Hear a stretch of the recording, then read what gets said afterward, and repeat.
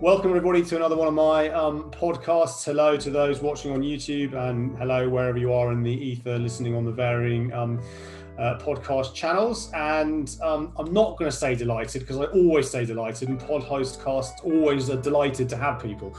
So welcome to Steve, and this is Steve's very first podcast, so please be kind to him, listeners. And Steve, this is going to be again an interesting one. The focus is very much professional services, but I do believe that what we're going to talk about today is relevant for everybody. So Steve, according to your LinkedIn profile, you describe yourself as, let's just drag that out of the way, a sales leader, relationship builder, mentor, advising on selling in professional services. So over to you, Steve. Who are you? What's your background? What's your story? And as usual, my listeners know, let's see where this goes. Well, Alex, delighted to be here. See what you did there. I am listening. Keep going. So it's great to be on my first podcast. Let's see how it goes. I was just telling Alex that I used to do these internally at my old firm, EY, but at most they lasted about 5 or 10 minutes. So this might push me into marathon scale, but we'll see how we go. I'm recently... I describe myself as semi-professional now, rather than retired, but I left EY back in 2019 when I hit the required age to go out into pastures new and create my second innings as one of my clients, a great guy down in India, fascinated by, fanatical about cricket. So he said, "This is great, Steve, you're going to go into your second innings now." Good luck. So I joined EY back in 1981, if any of your listeners can actually relate to that. Yes. And started as an auditor, worked out after 12 years, or the firm might have worked out, I wasn't very good at that, and then moved into a number of roles internally in EY, which I would describe as varied and instructive. So out of audit into a government secondment, where I learned how to write. Right. And I think that's where I picked up first set of influencing skills, because I was basically doing an internal sales job on risk management and internal audit in the Department of Education and Science. Wow. So you can see how I learned to write. And also I had to try and spread the word about risk management to mandarins in government who weren't remotely interested in what I used to be passionate about, which was earning money and making profit, doing things more efficiently. They were, kind of efficient and effective as their mantra, but, to influence them, you had to come up with a whole new set of arguments. And looking back, I think I learned an awful lot. That you can't judge a book by the immediate binder or the cover, because I was always forced to ask, well, why aren't they actually buying into my recommendation to do this? Why are they behaving that way? Surely they get the so understanding why people behave in a particular way, understanding what makes them tick, and therefore being able to influence them. I think I started on that journey, and that was back in 1988, 89. Yeah. Came back to EY and created a small business. It sounds very grand, but I created a small business using my CV from education to go after and pitch for a bunch of engagements and audits in newly formed colleges of higher education and polytechnics. Mm-hmm. Etc. Then moved from that into a business unit selling risk and internal audit services, which grew into something quite substantial in the UK and across Europe. Yeah. And then EY did something quite radical amongst the professional services firms at the time, and that was to take partners out of the line and give them discretion to go out and sell. That dirty word, sell, at the time, if you were a professional. Go out and make a book of business selling Ernst & Young's wares to all of the audit clients that we didn't currently audit. So that was in terms of so to explain to listeners who don't understand kind of professional services, you were moving out of a fee earning position, i.e. basically hours on the clock as an advisory perspective, to out and out, carrying a bag, go and sell what EY can do to clients that we don't audit, basically. Yeah. And when would that have been, roughly? Oh, back in early 2000. Early 2000. 2003, 2004. So at that time, it's changed just recently because of regulations in the audit field, but we had less than 20% of the external audit market in the UK, and we're effectively seen as an audit firm. Mm-hmm. So to grow the top line, our executive came up with the idea that why don't we go and sell all of the services that the other audit firms can't sell to their audit clients? Because there's an 80% market out there. If you looked at the top 100, there are 80 FTSE companies that we can go and create a relationship with. Mm-hmm.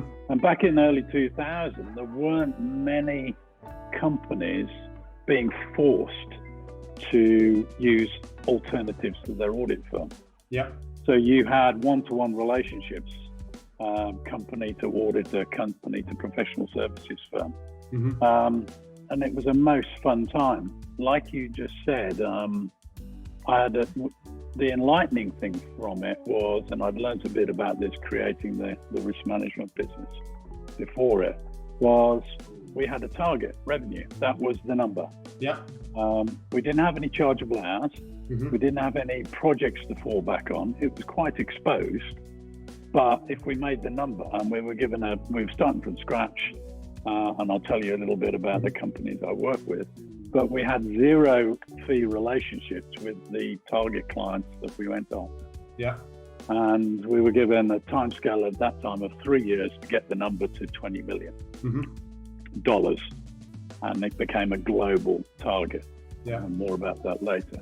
So back in 2003, 2004, just put a benchmark around that. The revenue target for a chargeable professional in EY was something about $2 or $3 million. Okay. Yeah. So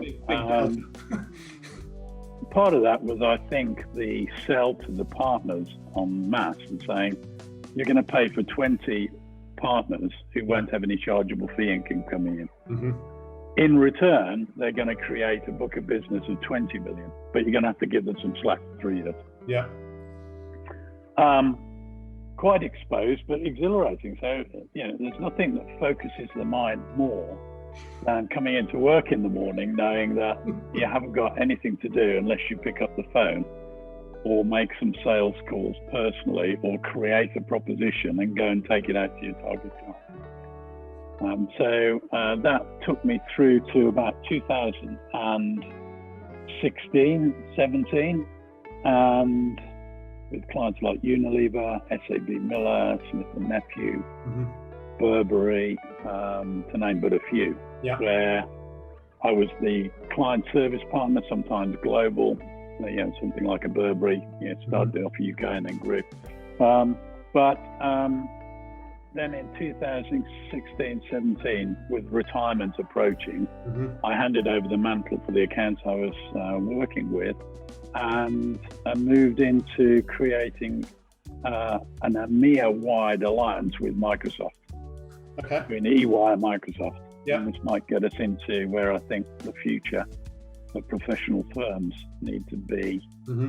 particularly so given what we've seen with COVID. But, we, as I look back now into EY, we have an ecosystem of alliances with a number, 30, 40, technology, digital, life sciences, kind of different organizations, creating models to go to market and solve clients' solutions by 1 + 1 = 3, 5 or 7. Mm-hmm. So my job for the last 3 years was to create a working relationship across EMEA, partner groupings across 28 countries in that region between Microsoft and our account leaders.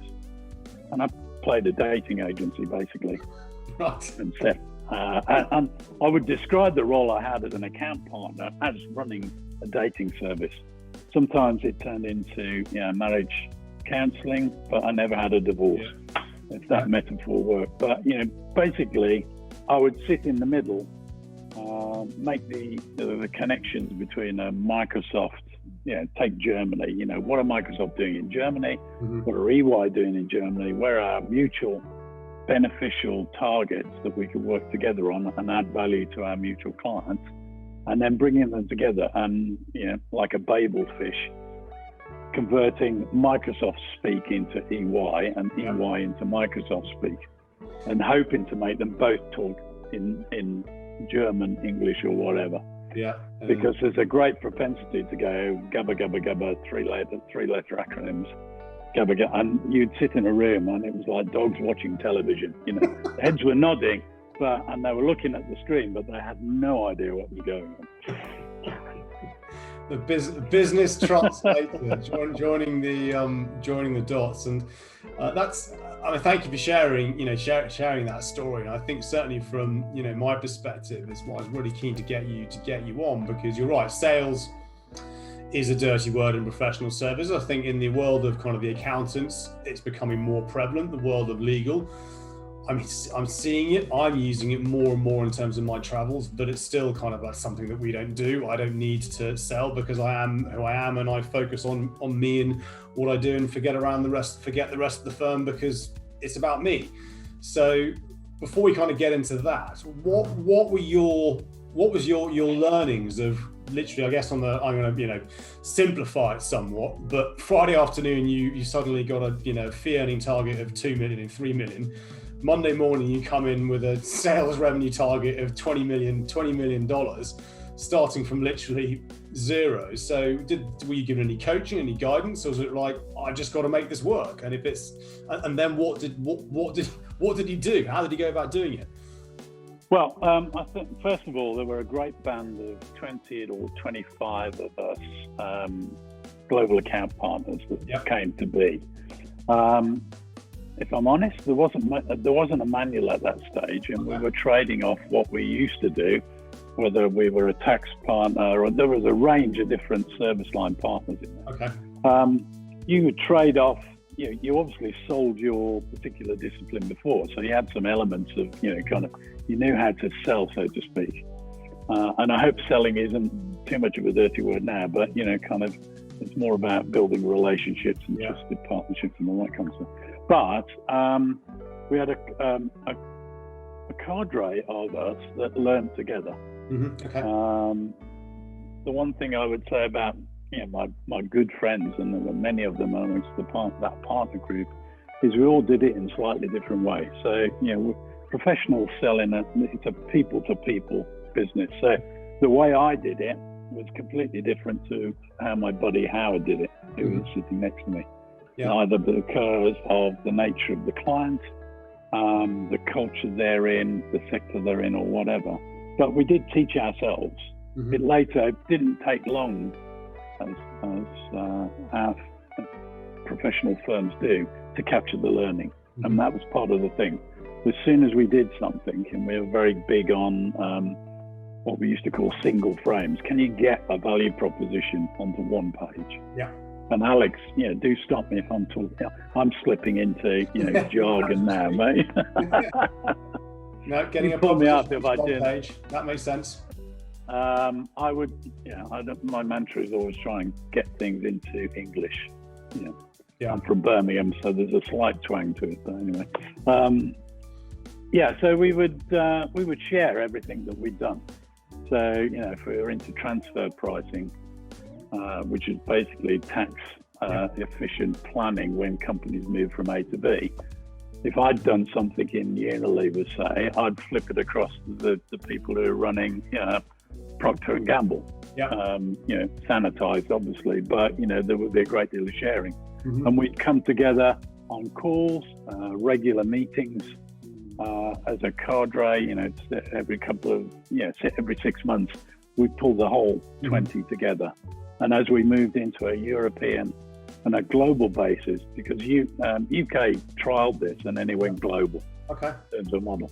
So we'd have global account leader meetings. And then, kind of in the same way that any sales force would do, we would share best practice. Based on my experience of doing this not doing what you, supporting what you were doing at PwC, not doing what you were doing at PwC, and trying to manage as a BD manager the kind of the account meetings and some of the behaviors that I encountered, should we say. How did you bring the around these global accounts? How did you bring certain personalities along on this journey, going, I want you to get on this global account call because it's for the greater good of the clients, and whilst it might not impact you right now, you need to be part of this team? And you kind of you know where I'm going with this. Some certain individuals just like, no, not interested, not playing that game. Blah blah blah. Oh yeah, we could go in a number of ways in this conversation. There's a culture within certain partnerships that this is my account and you're not coming in, and I'm not going to share this because I'm threatened by it. I always, I'm a great, I've had done the odd presentation where I use movie themes. So I'm a great believer in paying it forward. It's an old film, but basically, I would quickly got to the point where to get somebody involved in the account, I had to show how attractive it was. Typically, partners who weren't doing our role were targeted on their chargeable hours and their fees. So the easiest way to their heart was to get them some work. So, kind of dangling the opportunity, I can get you 20% ahead on Monday morning with your sales target for transfer pricing. How are you going to do that stuff? Well, I built a relationship with the global tax director at Unilever, and I've said that you're the bee's knees of what you do. So would you like to meet that individual? And they go, oh my word, I've been trying to get to that person at this conference and that. They won't return my calls. How did you do that? Well, I know the CFO, and the CFO blessed me to go and see that person, and that person is going to I'm blessed you to go and see, and I would do that on a global basis. And then, so that's one thing. The next thing is to share intelligence. My job was to understand more about, I'll major on Unilever, but there are other accounts. My job was to know more about Unilever than anybody else in our firm. And because of that, I could, again, get somebody 20% ahead of their game on Monday morning by giving them some intelligence that I found out. Like, did you know that I'm moving factory A from Germany to the UK? Is that of interest to you, a supply chain advisory person? Is that of interest to you, tax person? Because there'll be all sorts of incentives to move that factory. Would you like to go and sell the latest beanies? Would you like to do that? So that's one thing I did. The other thing is, as an account partner, the firm created a culture of, if you want to get something done in these accounts, you need to go to these people. Right. So you would have a queue at your door of people holding the latest deck, their super duper idea. We'll get to decks in a minute, I'm sure. But I would listen to those, and personally, I trusted my fellow partners and professional staff. So if they had invested time to come up with something they thought was good, I would get them an entree. Obviously, if it was way off the mark, I'd try and get them back, or say, I've done that once, or they're not interested at the moment because they're interested. But largely, I would, if somebody knocked on the door and said, could you get me an entree? I would get them an entree. Nothing works better in a professional services firm than creating a dialogue or an aura that says it's really easy to get into that account. So, and if you do this, good things will happen. They might not happen all the time, because at the end of the day, it got competitive, because all of these major clients are very promiscuous. Bumping into PwC with the external auditors, so they're still able to trade their relationship and pull people in. Then the other firms started to realise that this game that EY were on was a good game. So we should do that as well. And the client's sitting there going, manna from heaven, so can but largely it's creating. A friend of mine,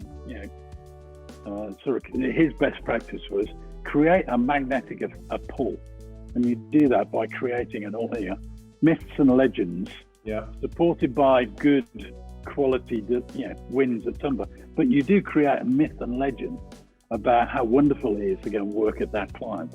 And we had the 20 partners that were working in the firm were working on major league names. Yeah. They might have had zero fees, but we were getting in. And people were just kind of very interested in, can you get me in there? Indeed. And I think you summed it up really, really nicely a minute ago around, I need to know more about Unilever or whatever the account is than anybody else does. So that you can go, right, I'm hearing that, I'm spotting that, right, we can do this and that and that. And again, I take it back to my PwC days when part of the training I was given, just say yes. Whatever the client asks you, just say yes, we can do it. I guarantee there's someone in a cupboard somewhere that probably is an expert in something that can do that thing. Well, you just beat me to it there, Alex, because I was hungry for interesting things. I viewed it like running a dinner party. Yeah. And you've got your normal group of friends, and every dinner party, when we're allowed to go out and eat dinner and have people around, you bring somebody interested in to, either introduce them to the group they moved into the area, or just, that'd be interesting if these people met this person that I know. So I was always treating my clients as, I've got this really interesting, you're going to love to meet this person. Because that, again, in the client's eyes, creates a proactive relationship. This person is bringing me bright people and bright ideas. At the tail end of 2010, it got very competitive because all firms were doing it. Yeah. So then you had to be a bit selective, and then by that time, obviously, we had a pretty good network going on within the clients. All of us did. And some services were going really well and some weren't, and kind of all the firms were expanding, so we then moved global. Got you. So that's manner to my ears, and you're hearing that, because I'm hugely passionate about professional services and wanting to enable them to kind of understand the new world order of sales and marketing, BD and marketing, and what have you. But those that are in the professional services that may well be listening to this are going, yeah, but Steve, you work for EY, you're Ernst & Young. Yeah. You're always going to get, that brand is always going to kind of get you in the front door, which I agree with to a certain extent. Again, I recall in my PwC days, so sometimes it was an inhibitor.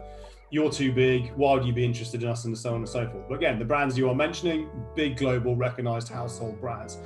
Yeah. Now you've had time to kind of decompress, come out and kind of take stock of life and have a look. And I know that you advise some law firms around this, maybe some other professional service firms. Do you believe that the model that EY have created, and I know iterating on, that can be translated into, I don't know, a law firm of 5,000 people or 1,000 people? I mean, last count I looked, the EY was at 289,000 employees. So this machine, which again has its challenges, but can can that model where a partner moves out of a fee earning role? I know that in the legal sector, this is going to be that'll be a miracle. Big leap. But do you believe that it can be done? It could be done. Oh, absolutely, because there are innumerable problems out there which clients are facing, and there's always going to be space for somebody who comes along with a well-articulated point of view on how to solve that problem. And there's no monopoly over bright ideas or intellectual property or intellectual capacity. And when you get into law firms, they've got a real head start on accountants because people trust lawyers, and they get really strong one-to-one relationships with their customers. I'm not saying that people don't trust accountants, but but the kind of relationships I've seen senior and across all of the lawyer partners that I've bumped into is phenomenal.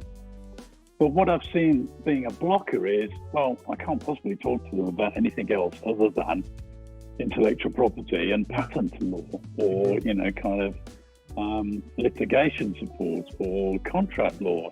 Well, you can, because you've got a world view on things. You're well read. People are lonely in the customer, and they're normally solving a problem as you walk in the door. And if you show a glimmer of intelligence and sort of say, what are you up to at the moment? They might just share it because you've got the strength of the relationship. The first thing I did in breaking into any account was to build that trusted relationship, get a relationship going. And you do that by having a conversation, being interested in them to be interesting. Once you've got that, then you do have to deliver some content, some point of views behind it. But I think that's a tradecraft that can come from a 250,000 company into a 5,000 very easily. And again, it's the I speak to my experiences at Berman Leighton Paisner. I mean, long before the merger, and again, it was that. But I know the answer to this. But what happens if they ask the question to something I don't know the answer to? It doesn't matter. You just tell them I don't know the answer to that. I'll go back to the ranch and find out someone who can, and if I can't, I'll maybe recommend somebody who I think can answer that question. That for me still feels like quite a big step change for. I'm talking broad brushstroke here for the majority of lawyers, and this isn't a thing. This isn't lawyer bashing. It's just the nature of the industry that is legal, and then you still see this younger generation of lawyer coming through the market.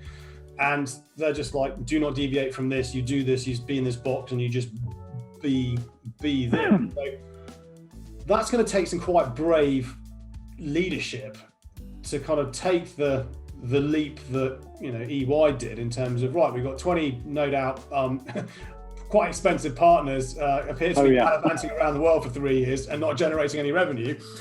Come on, lads, we're going to back them all on this. And you're thinking, really? That's eating potentially into, and this is a whole other conversation which we won't go down, eating into PEP and profits and the reward structures and partnerships is probably for another day. But so how would, and again, different question to kind of maybe answer in this session alone, but what sort of things as a managing partner that's just coming in, new senior partner, the client partner teams that are created, what sort of things do they need to be thinking about, do you think? It'd be a very simplistic statement to say there's a lot of disruption in the market at the moment. Yeah, and it's not being caused by digital or technology. It's being caused by this virus.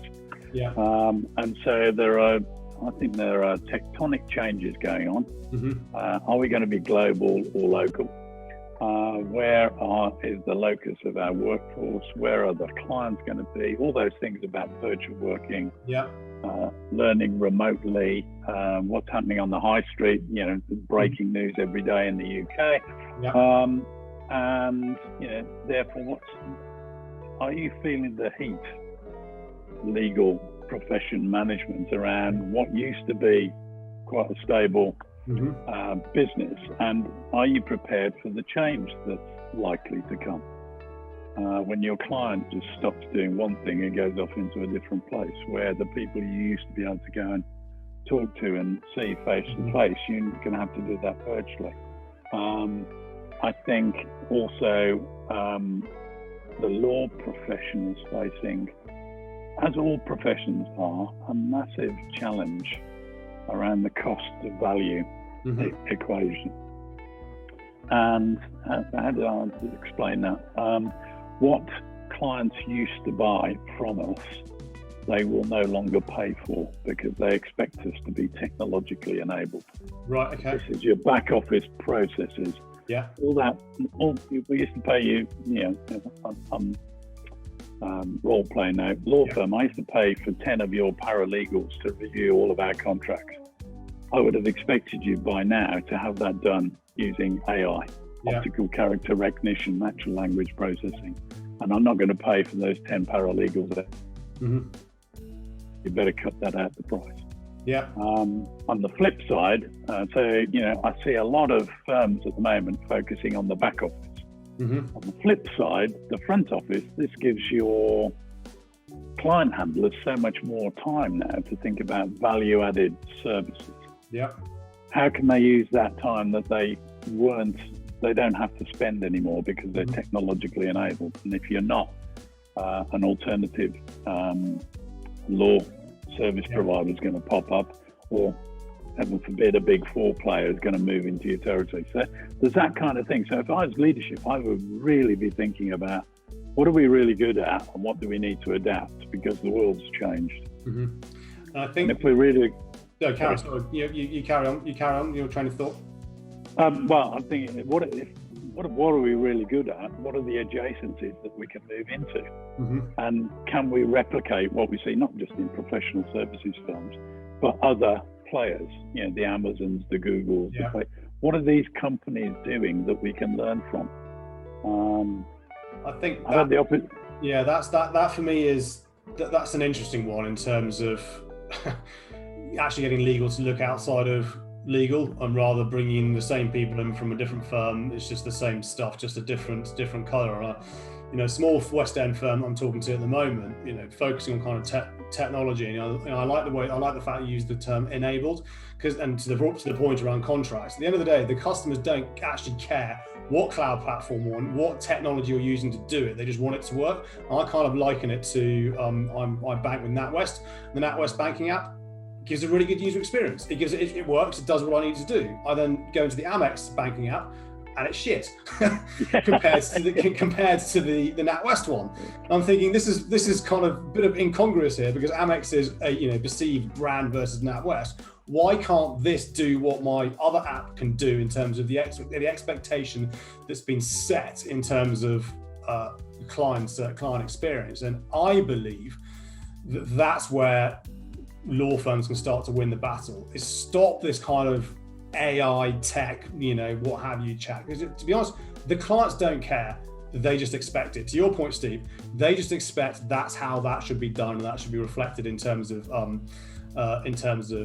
the cost that it is replicated. Value is an interesting one. I think that the pandemic has totally shifted what we value as humans in a day-to-day, but also that value exchange between clients and in this digital world. And I saw a piece by McKinsey the other day that's saying that some of the survey they did of how many people that now B2B are prepared to go as far as spending upwards of $1 million on a product or service in a completely virtual environment.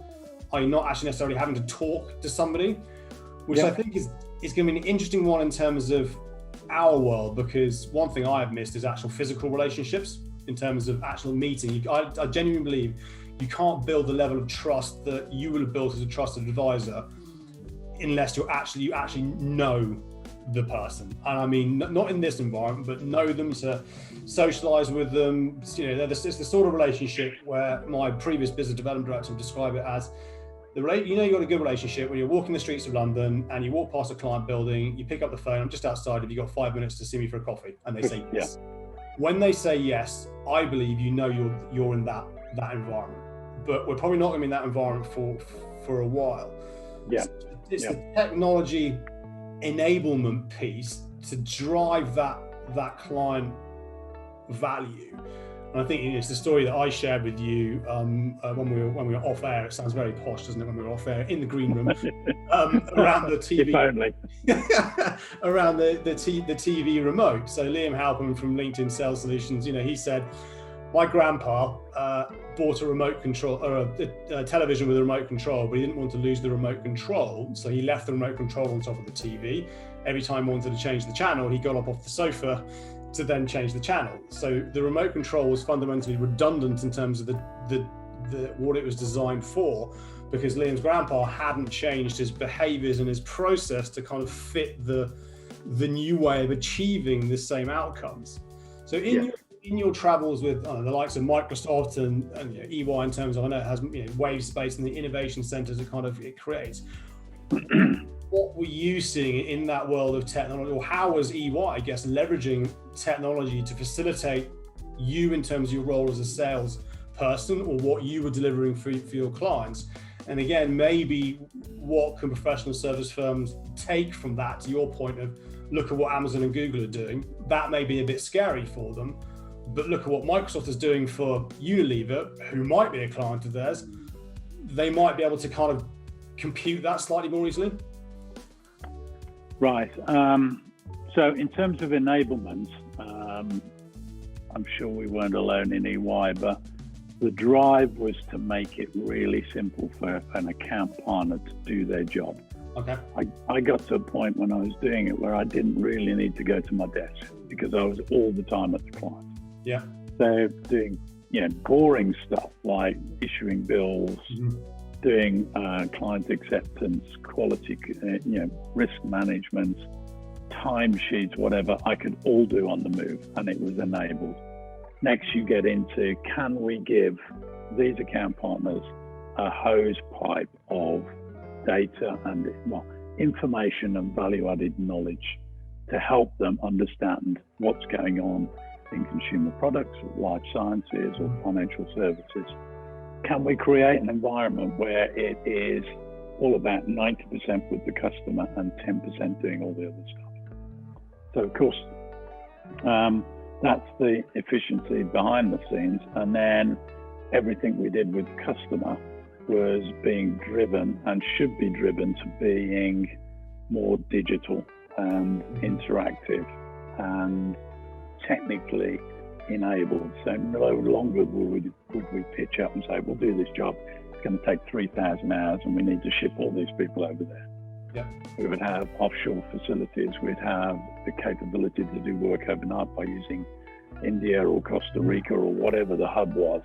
And it was all driven to, let's make life easy to sell and enrich the conversation with the client. And that's never changed. So going back to whether you can do this with a 200 firm, a 5,000 firm, or 250,000 firm, the key things, as far as I'm concerned, are consistent contact with your client. Okay. So when you say, I'll stay in touch, you stay in touch. Yeah. When you say you will do something, you will do that thing. It used to drive me wild when you introduce, the best way to sell on an account is have 20 partners selling. Yeah. Or 20 directors or 20 specialists selling. So you would introduce people. The good ones would just follow the same wheel. Yeah, I've got an introduction. I've got to make myself indispensable. The bad ones would go, I was really busy over there last week. So have you been in touch since I introduced you? Well, no, I'm just getting around to, so the consistency of contact's gone. So that the high touch that the client expects gone. Quality of content. You can't do anything after the first or second, hi, I'm here to understand what you're doing and what the issues are, without going back with some quality content. I mean quality because we were fighting at the time. Yeah. All of these companies, and I would say the companies that the legal firms are dealing with, architects or whatever, they're all the top of their game, otherwise they wouldn't be your clients. And they're full of bright people who could do that stuff. Yeah. The only thing that stops those people doing that stuff is they haven't got the time to do it. That's why they use professional services. Yeah. Part of the time. So if you don't have the content and the quality, why would they come to you rather than somebody else? And the last bit is having a point of view. The worst thing in the world is going, yeah, that's right, client. You've got to stand up sometimes and go, no, you won't. No, if I were you, I'd do this. No, I think you need to be thinking about this. So a point of view. So that's the other thing that EY would do. We would have a point of view on things. So, kind of with stuff, the website is just full of interesting stuff, but megatrend surveys every year are really interesting, and there's a really interesting set of megatrends that we're having to deal with at the moment. So stuff like that, you'd always have something to go and put in front of the client. Yeah. The issue then became sometimes the client was overrun with people with interesting ideas, so knowing when to stand back or not. Indeed. So that's what I think, having having experienced this, is that when you may have seen this when your former peers started coming into play, all the big four kind of saying the same thing around just a slightly different viewpoint. So how do you then, Steve, stand out from your compadre in PW or KPMG or Deloitte, where the round is more or less the same? So what is it that you bring that they don't, if that makes sense?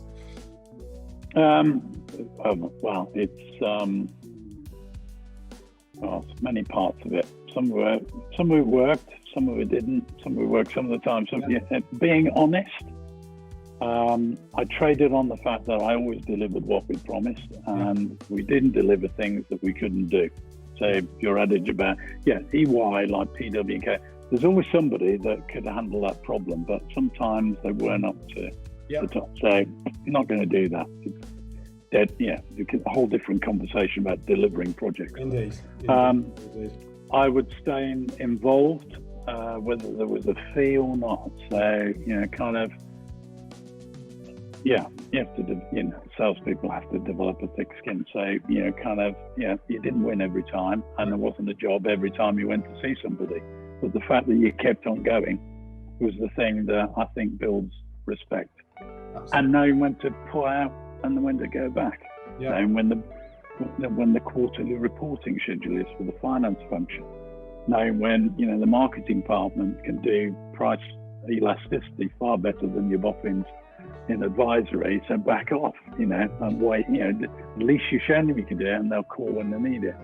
Not chasing the ambulance when there's a deal in play. So a lot of the time as an account partner, I remember Unilever was attacked by 3G and Kraft. The phone went hot. We must go and talk to the chief executive and the CFO. You know them, so let's get in there. Well, they know where we are. I think they've got their auditors, they've got Goldman Sachs, and they've got their lawyer.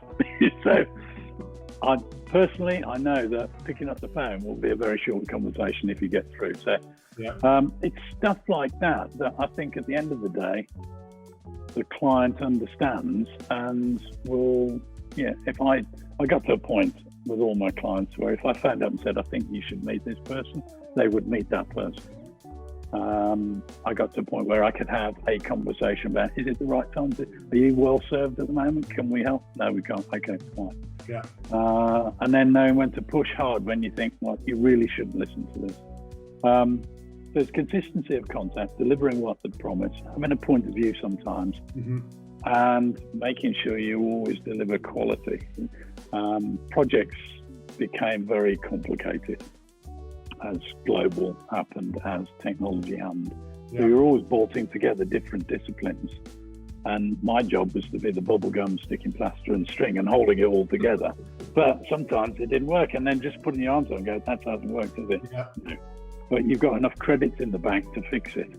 And I think the way you fix things is as good a builder of relationship as just doing a brilliant job. Indeed. That's been. We could talk about this for hours and hours and hours. Now you've come out, and you're in kind of the world of kind of consulting or entrepreneurship or solopreneur, whatever you want to call it. What's been your kind of biggest learning to date? Would you say since coming out of the machine that is EY for the large part of your career? Well, I'm back to the heady days of 2003, 2004, unless I pick up the phone or scooch around LinkedIn or, kind of read the papers and think, that'd be interesting. How do I get into there? And nothing happens. So there's no channel for me. So I'm out there building channels as much as relationships. So you and I met recently, kind of, I got to you via relationship. 2 or 3. I'm a great believer in 6 degrees of separation, and LinkedIn, had I had that back in 2000, it's manna from heaven now. There's no point in going backwards, but kind of what you can do with that tool now and the ability to connect with people you've never met before, which I've got a handful of new relationships that I've built. So I'm enjoying, kind of going back to first base again. Which is the dating days, and the old adage, it's still about consistency of contact, having a point of view, and having some quality content. So sometimes I'll be honest, when I've made the first connection, I haven't really thought through the content. So I can get the first meeting on the weight of, it'd be good to talk to this person. But follow through. What's the content? So I'm building content at the moment, which is I'm being honest now. I'm building modules of learning that I can impart and build, and go out and see if people would like to benefit from my experience, some tradecraft, and then I'm teaching myself some new tricks. So kind of listening to podcasts. I'm a great listener of podcasts, so very varied. Michael Lewis, I'm a great fan of. Yeah. So I learned about Gong through Gong. Have you heard about this? Gong, G-O-N-G. So Michael Lewis, I'll recommend. First podcast recommendation, other than yours, Alex, is Michael Lewis, Breaking the Rules. Michael Lewis has written The Big Short, Moneyball, all those novels. Mm-hmm. I thought, what's this?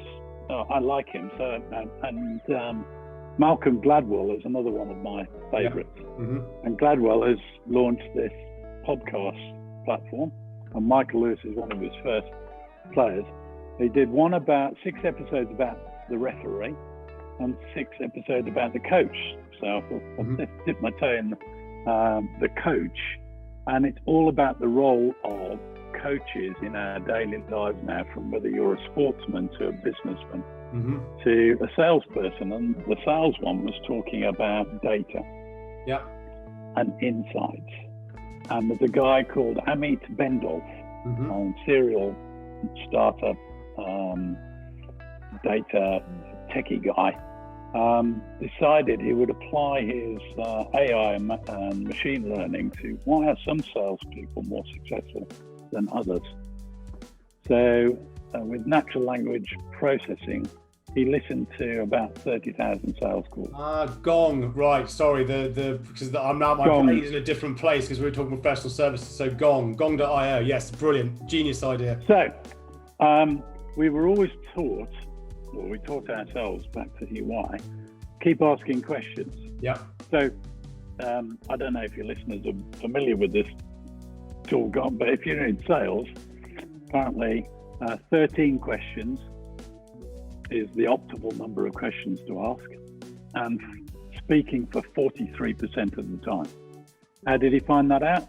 He correlated successful salespeople by sales made with what the machine was hearing in terms of number of questions and percentage of time talking. So the old adage is, let your client do the talking, but only for 57% of the time.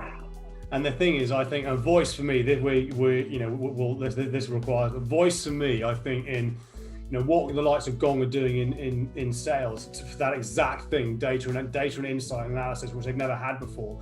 Imagine if you took that into a professional service firm. Imagine the amount of conversations that are happening. Imagine the insight that could be drawn from that. But I feel for another time. Steve. So, we run out of time. No, we can go. We'll give you another 5 minutes. We'll go.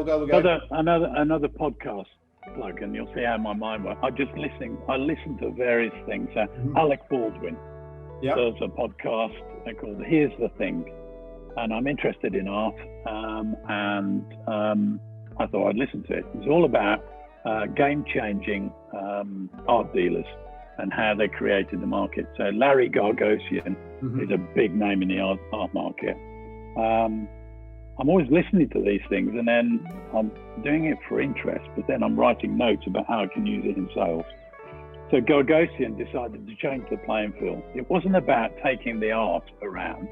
It was about getting the buyers in a captive sales environment. Right. So when he got to, it's quite a life story on this podcast, but the end of it is he's a big ticket dealer now. And they had one of his customers on, a big financial services person. He said, what are you doing for holiday? Oh, I'm going to Miami. Where are you going to stay? Oh, at Larry's house. Why are you staying there? Well, Larry offered me his pad. Oh, it's great. It's full of art. Oh, captive. So Larry is just bringing the buyers to the art rather than the art to the buyers. So I don't know how I'm going to use that, but it's always a good adage that if you fail at one way in the market, change the game. Like it. If you fail at one way in the market, change the game. And I think what a brilliant place to end. Steve, where can people find you if they want to follow up and connect with you on hearing this? I'm on LinkedIn. I've yet to go fully digital, but I'm working on a landing page, etc. But yeah, I'm on my LinkedIn. If they want to send me a message, they can get to me there. Perfect. Yeah. Excellent. Well, I'll put the link to your LinkedIn page on the vlog somewhere here, and the podcast. Just listen, click on the wherever podcast you're on, and go from there. But Steve, it's been a joy to have you on. I'm glad that I was able to pop your podcast cherry, so to speak. Although that sounds a little bit weird. I did have a podcast with two others the other day, and I said that's my first threesome. It fell very flat, apparently. So, without further, be careful with these things these days, though. And to everybody that's listening and tuning in, thank you as always. Really do appreciate it. If there's anybody that you want me to get on here, if you yourself want to come on this, hit me up. You know where I am. Otherwise, Steve, thank you. And thank you, Alex. Thanks to everyone else. Stay safe wherever you are in the world.